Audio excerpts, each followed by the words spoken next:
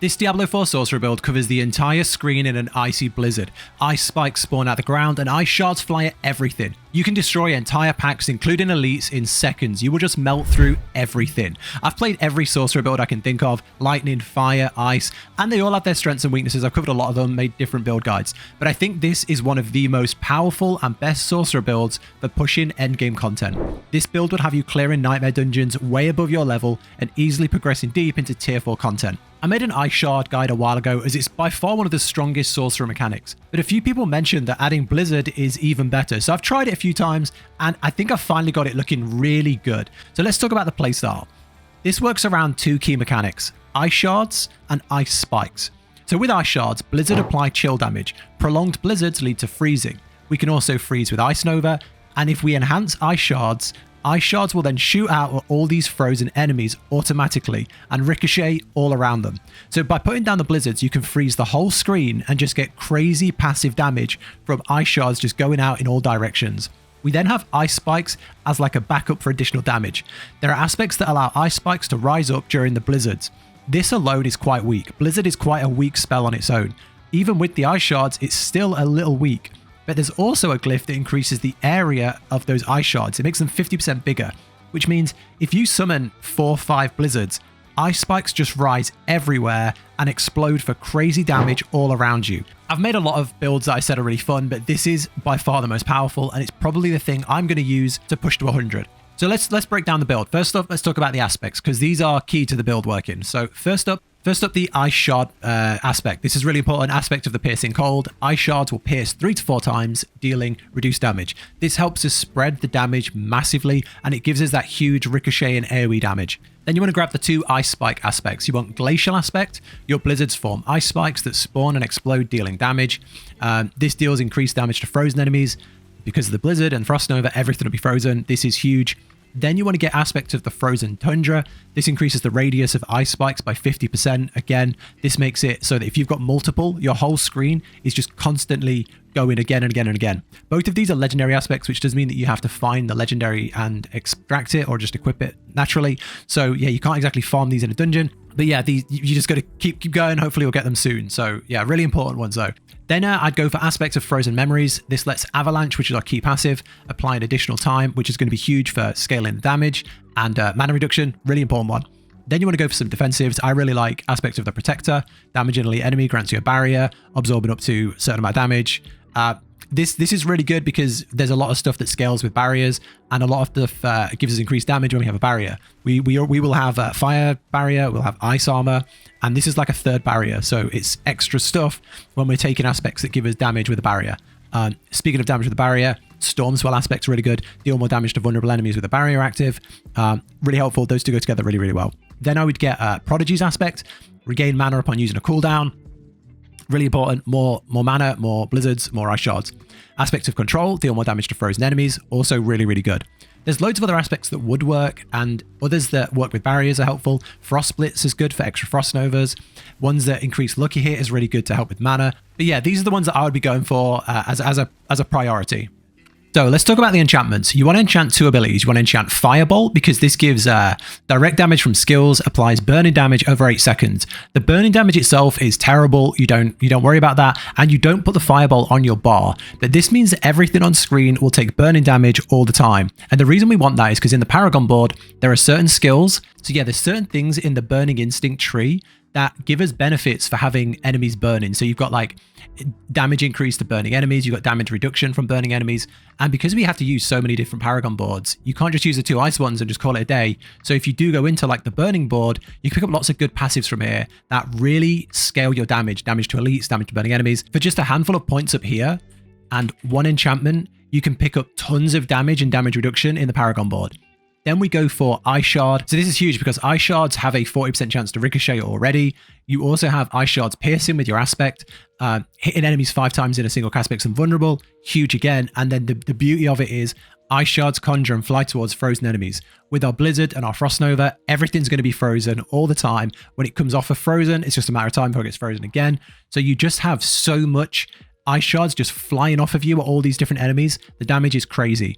Now, that if you're going down a more lucky hit build, you could potentially avoid taking this and move into, say, Fireball or Meteor.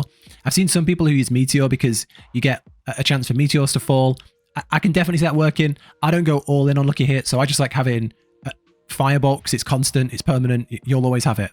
Okay, so let's go over the skill tree. There's a lot of things to know on the skill tree, and I want to talk through different decisions you can go through here and sort of talk through the skill tree more openly about what you can do and reasons to take certain things. And then I'll talk about the build I've gone with and why. So hopefully that helps give more information rather than just saying do this, do this, do this. So let's go through it from the start. First up, Fireball. You need to take Fireball because you enchant it. If you know, even if you don't enchant Fireball, you need to put 2 points in this first bit to open the second bit. So I just go for Fireball just to get through and to enchant it. Then we go for Ice Shards. This is one of your main damage dealers.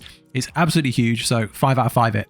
If you can get any gear that gives plus ranks in Ice Shard, go for it. I've got 2 right now, which has put me on 7, but I have just found a piece that has plus 3, so I'm going to go for that and move over to that soon. But this is a really important skill, so try and get as many ranks as possible in this. There's a decision to be made here between Greater Ice Shards and Destructive Ice Shards. This is more, I would say, if you're leveling or if you're going through lots of packs, like you're farming packs. This is really, really useful because you're going to have a barrier all the time, and if enemies are treated as frozen, you'll do more damage to them. However, when you get to bosses, hitting an enemy with 5 ice shards makes them vulnerable. You're going to be shooting so many ice shards, it helps keep the bosses vulnerable for longer. Really useful, and I'm finding it a lot helpful when you come up to big elites and bosses. Moving down, you want to go down here. Your defensives, you want them all. You really do want them all. Flame Shield, you want 1 point in Flame Shield. I've got extra in all from a piece of gear, but you want 1 point in this, enhanced for movement speed, and then this for mana reduction. Really, really helpful. The same thing when we get to Ice Armor is you want to take 1 point and then you want to take enhanced for mana reduction. That means as you're cycling between the 2 shields, both are giving you mana reduction, which really helps to cast more blizzards and push out more damage. Then you want to go for Teleport. Again, just 1 point. You want to enhance it and then go for Shimmering for the damage reduction. Again, super useful. There is you can put some points down in here if you want. I personally don't find it that useful. In my last build, I think I took Mystical, which gives you more damage from damage to vulnerable enemies, gives barrier, but I'm going very offensive right now and pushing a lot of high nightmare dungeons, and I'm not really feeling the need for it. Onto Glass Cannon, you want to max this, 24% increased damage. I think that's because I got 4 out of 3. You want as many points as possible, but it's increased damage. Absolutely take this. I think I'd say take this on every single ice build, every single sorcerer build. So with Frost Nova, as you go down Frost Nova, you want to take Frost Nova, you want to get killing frozen enemies reduce its cooldown, and then you want to make them vulnerable. This is super important. Vulnerable damage scales so well, really important. But the thing that not everyone does is fills this to 5. But I would recommend it if you're leveling. If you're leveling, you're struggling for mana, and you can't place, say, 5 blizzards. You're struggling to get the blizzards down, and you need to freeze them more, and you're constantly waiting for this to come on cooldown. The way Frost Nova works is, I'll take some points out of here.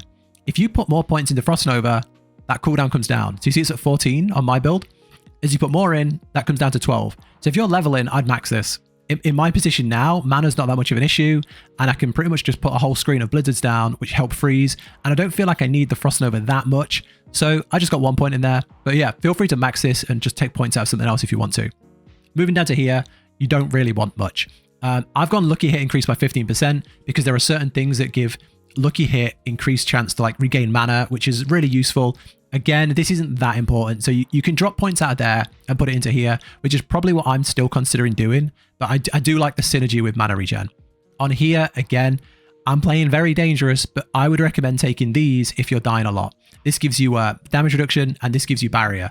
So these are really good, but I'm playing this really offensively, and because you've got 3 barriers, 1 from the aspect and 2 from your defensives, I'm really not finding myself dying that much. But if you are, then max both of these, 3 and 3. Okay, so as we come down into here, you want Blizzard. You want to max Blizzard. Do you need to max Blizzard? I would say it's good to max Blizzard for the damage. If you want to play safe, again, I'd probably put 1 point in this and fill these up. This is kind of your decision to make. If you're dying a lot, keep those full. If you're feeling really powerful, just max your damage abilities. You want to enhance it to give increased damage to frozen enemies. Huge, it's going to freeze stuff a lot. And then when it's casted over 50% mana, it's increased by 4 seconds. This is really good for just keeping maximum uptime on your blizzards. Then you want to take the passives, you want a 3 out of 3 this for more barriers, and then you want this, while you have a barrier active, you apply more chill. So this is really important because the more chill you can do, the more you can freeze enemies. And like even the skills, every skill we have does more damage to frozen enemies. So it's super important to apply as much chill and freeze as much as possible. So this is a really good ability. I personally don't think this is worth it. It's lucky here, chance to freeze.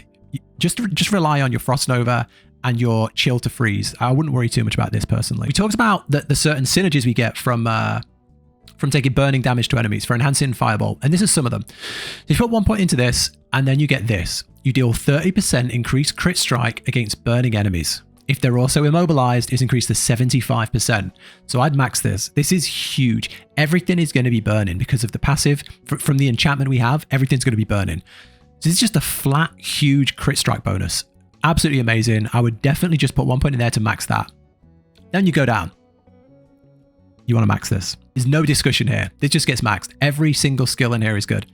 Extra damage to elites, more damage to chilled enemies, more damage to frozen enemies, more damage to vulnerable enemies, and then a lucky hit one, cold damage against vulnerable has a 20% chance to grant 15 mana. So everything we talked about with lucky hit ties into this. You want to keep a base level of lucky hit because everything's going to be vulnerable. Everything's going to be vulnerable all the time. So having a base amount of lucky hit means you're constantly going to have a certain amount of passive mana regen.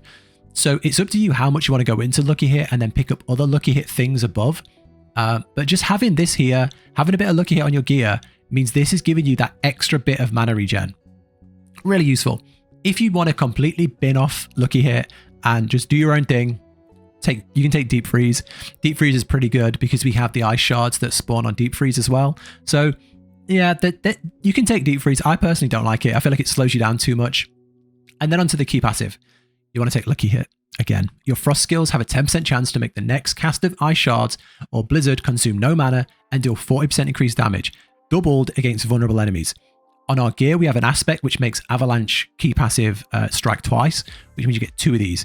So basically, if you're playing the lucky hit and you're getting mana regen, you're getting other perks, other buffs, damage, you're also getting double free mana cast, and then 40% increased damage, doubled on vulnerable enemies. So I wasn't sure whether to show a D4 builder and go up to all the way to 100, but you know, I'll just say I'm not 100 yet. I'm still in the process.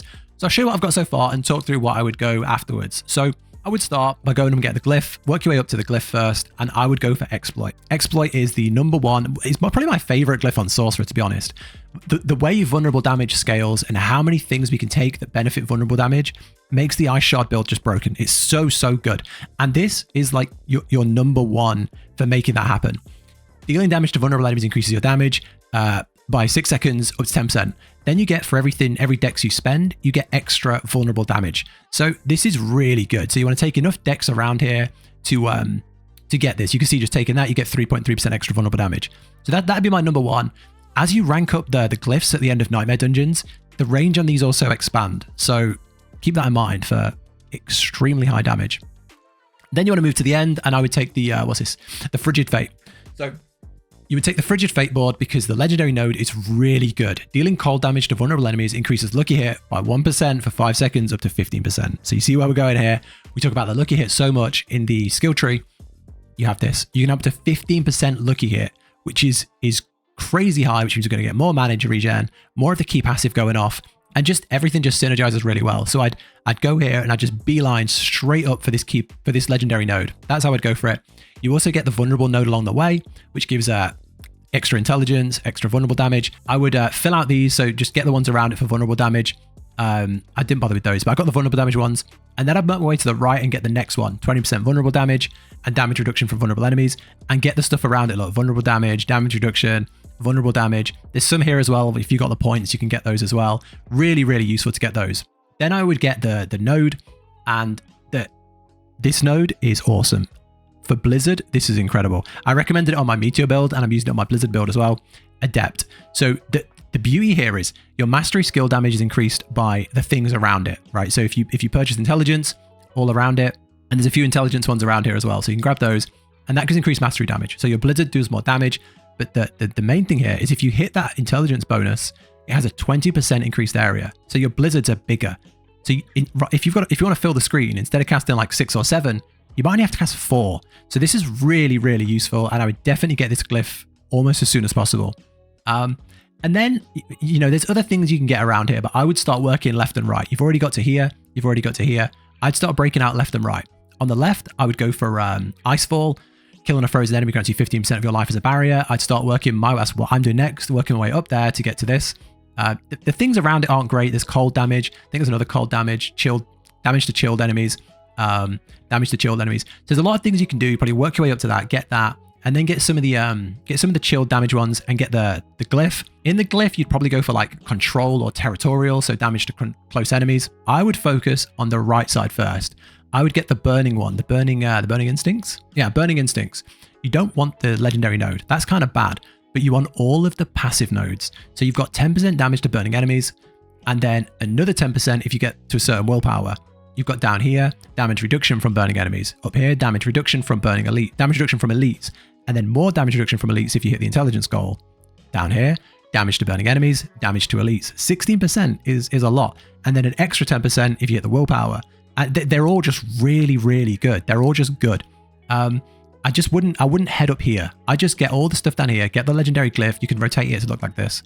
And then in here, I like destruction. It's crit. We saw crit in the skill tree. Crit works really well, and it's just good. I haven't really finished this bit here, but yeah, that's what I'd go for next. And then once you've done all of this, you're gonna be 80 plus by the time you've done this. But once you've got everything, I would probably head north here. I'd probably head north here and you kind of got the main ones now, so I wouldn't worry too much about what you go for next. You could go for Searing Heat, which has some pretty good stuff against burning enemies, like damage reduction against burning enemies, but you don't care about the fire damage. You could go into Enchantment Master, which makes your enchantments 20% stronger. That's fairly useful, but it's not amazing on this build. But there's a lot of good stuff here. There's intelligence, non-physical damage. I think there's some damage to elite. So there's some good perks to get in here. But yeah, you've kind of got the main ones, and I'd probably personally going to spend more points just filling out these boards because there's so many like non-passives, like things like here, cold damage, chill application, cold damage. That's 5 points there. Again, around here, damage to elites, damage to chill enemies. I'd probably go for that. I'd probably spend a lot of time filling out these boards before I put on what would it be, 5th board? Yeah, so that's what I'm going to do. Maybe when I'm 90 plus, I'll make another video and be able to give you more information, but I'm not too concerned about getting the next board just yet. Okay, let's talk about uniques. So unlike, say, a druid build, the build doesn't live or die based on your uniques. You can play this level 50, around level 50 probably, without any uniques and still be fine. But there are some that make it really, really good. So number one I would look for is Ice Heart Brace. This is amazing. Enemies that die while frozen have a % chance to unleash a Frost Nova.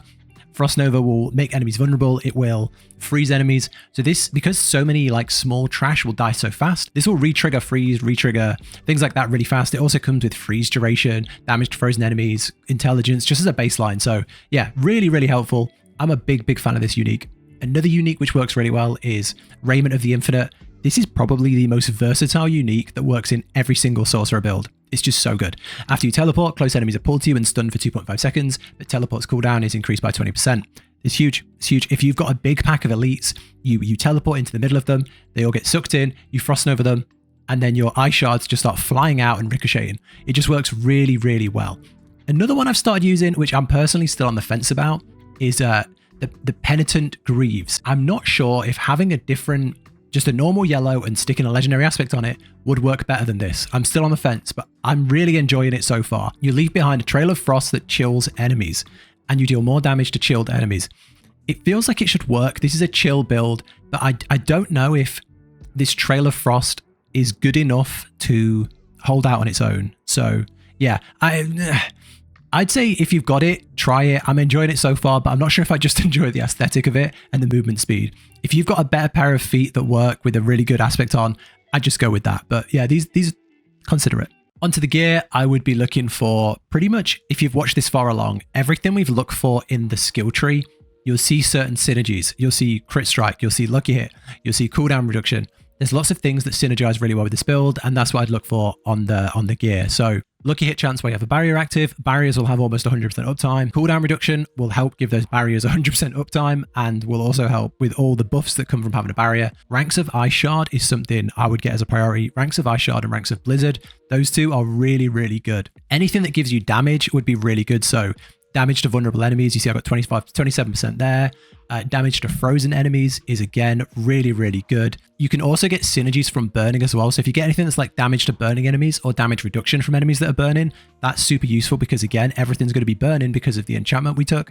And then crit. And then on the gems, you want to take the rubies in your armor, 4%, a percent of max life increase. And then you want to take the emeralds in your weapons, which gives crit strike damage to vulnerable enemy. Perfect. And then skulls in the accessories for armor. And that's it. That's the build. That's it. That's everything. I still need to make some improvements on my gear, but I'm pretty happy with where it is for now. But yeah, that's it. That's the video. I really hope you like this build. This is the strongest I've ever felt on Sorcerer, and I'm having so much fun pushing really high keys with it. So I hope it works for you. That's the video. Take care. Subscribe for more, and I'll catch you in the next one.